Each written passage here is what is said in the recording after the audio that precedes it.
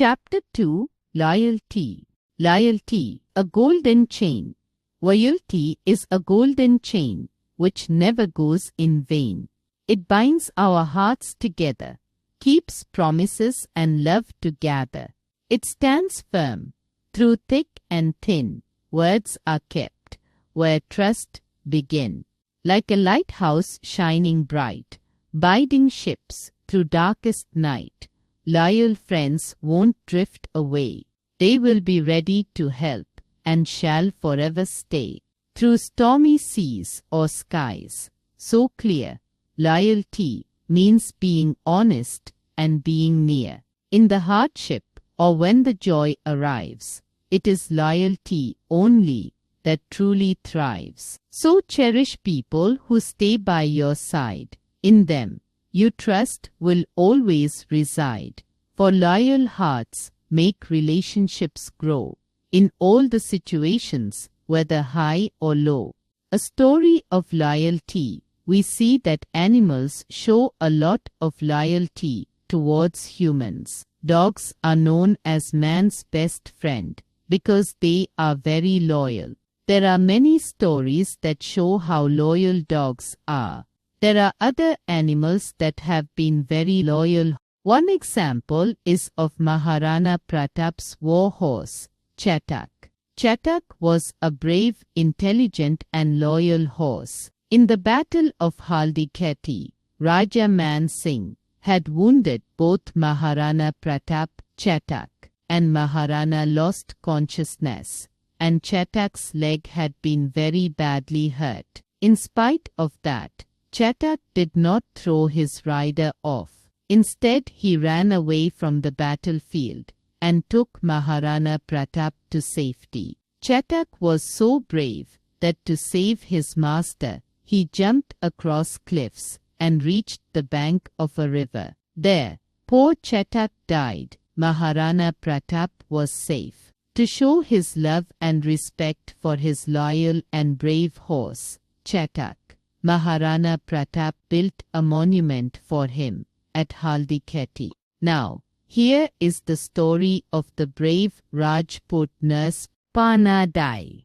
In the 16th century, there was a nurse named Pana Dai who was in service to Maharana Sangram Singh. She was responsible for taking care of Uday, the son of the Raja. She used to take care of him, along with her own son Chanda, who was of similar age as young Uday. Both kids used to play together. During second and third decades of the 16th century, a lot of trouble was faced by kingdom, and it lost Sanga as its king due to wounds sustained at battle. Sanga's sons died one after another in battle. The throne was succeeded by Vikramaditya at the young age of 14. After defeating the enemy, Vikramaditya came back to continue his reign, but because of the short temper, no one in his court liked him, and one day all nobles decided to rebel, and orders were placed to arrest Vikramaditya. Now, Uday Singh was the only heir elect to the throne, but he was young, so the king's court appointed Vikramaditya's distant brother to act as a regent. Distant brother felt that he is the rightful heir to the throne, so he planned and assassinated Vikramaditya in prison and sent assassins to kill young Uday. At the same time, Panadai had just fed both the kids and had put them to sleep. A servant ran to Panadai to tell her about the assassins who were coming that way to kill Uday. Panadai was a loyal nursemaid and knew that the future of the kingdom depended on young Uday.